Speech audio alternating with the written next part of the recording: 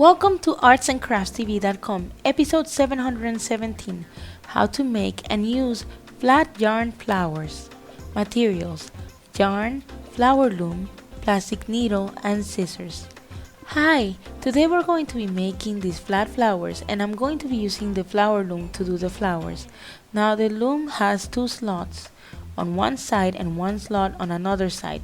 We will start by first loading the two slots in this manner, first going under and then over and then back and over again. If you didn't see that, first we go on the first hole on the loom and then the second hole and then over and then under. And this is the way that you will load your yarn into the loom. Now the loom has several numbers. It has the number 1, 2, and 3 in a counterclockwise manner.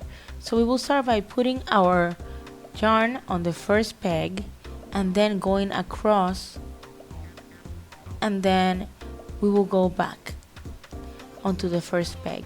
We will be doing this several times and we will be counting however many times you need. I'm going to load once, twice. You can do as many as 3 to 6 petals. So I'm going to do the minimum here, and after I'm happy with the amount of petals that I will have for my flower, then I'm going to stop. Now you can see that these are parallel, but when we want to switch over the loom to go to the next peg, we go in this direction. So I am finished loading my loom on the first peg, and now I will just simply switch to the direction. I'm going to finish doing that, and then instead of coming right to the first peg, I will switch a little bit over, and then I will start off on the second peg, and I will go once, twice, and I will count how many times I am doing this, because I have to have the same number of petals as I did in my first peg, as much as in my second peg, and so on. So I'm going to be doing this for quite a little while until I have the whole loom filled up. And again, when I'm done with the amount of petals, I switch to the side and then I start over again. Once you have all of the petals finished, then you want to cut your yarn, and you will take your needle tool. I take my needle tool and then I position it on the side of one of the flowers, and then I pass the excess yarn and I push my needle to the bottom, and then I take the yarn that I loaded up at the beginning and then I remove it from the side, and then I will do the same thing. I take my needle tool, I put it in the middle of the flower, and then I go ahead and I load up the needle tool and I pass or push the yarn to the bottom. Now I have my two pieces on the bottom, and that means that I can tie it up. So I'm going to do that. I'm going to tie several times, and then I am going to cut off the excess. We finished doing the petals, but we also need to be doing the center of the actual flower, because if you don't do the center, the flower comes apart. So for the middle of the flower, you can choose a different color if you want to.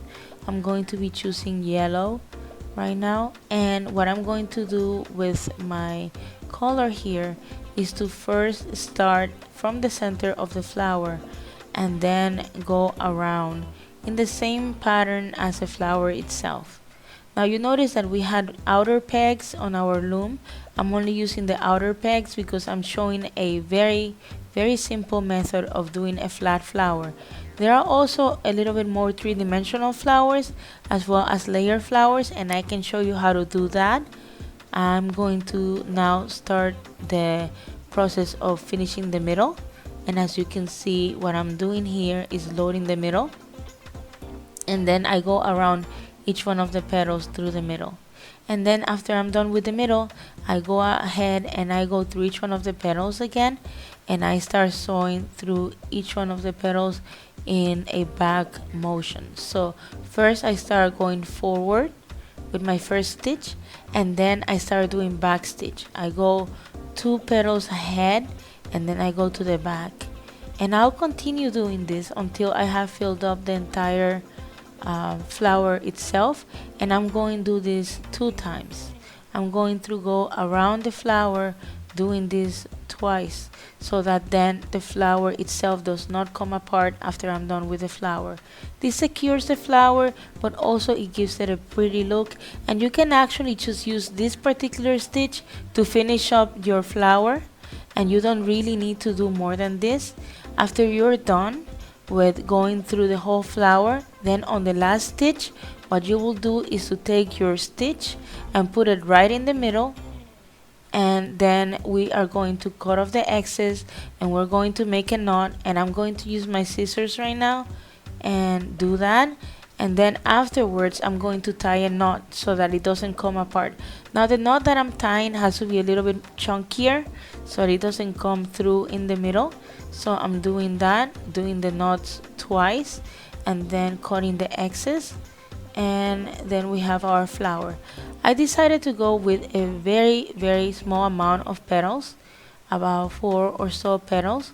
At home, if you want to, you can do as many as 6 so that the flower will look a little bit fuller. And I'm going to show you what that looks like in a few minutes. After that, I just simply take my flower from the loom, and here's the completed flower. I have another flower which I did with a little bit more petals, and you can fluff the petals if you want to as well. And here are some of the items that I made using the flowers. I actually put one in a hairband, I put one in a hair clip, I used one for a pen, and so on. So these are the completed items. I hope that you try this craft at home, that you enjoy this video, and I will see you on the next one. Bye!